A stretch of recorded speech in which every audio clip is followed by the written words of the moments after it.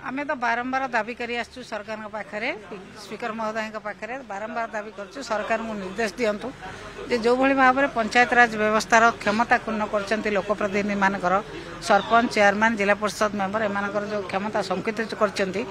जो गवर्नमेंट जो ऑर्डर देछि से ऑर्डर को विड्रॉ करा जाऊ जो भाई भाव में क्षमता आगु थिला से भाई पुणी क्षमता दि जाऊ से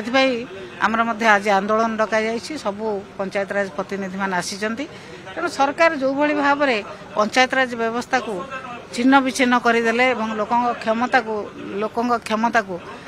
छिन्न विच्छिन्न करदे से विजु जनता दल तरफ आम जो भाई भाव में दाबी करूँ सरकार पाखे आम दाबी आम अटल अच्छु आम भावुँ निश्चित भाव में से आम कथा विचार करेंगे जदि विचार न करती ये लड़ाई केवल भुवनेश्वर नुहे आम प्रति ब्लॉक प्रति जिला प्रति पंचायत रे लड़ाई करूँ।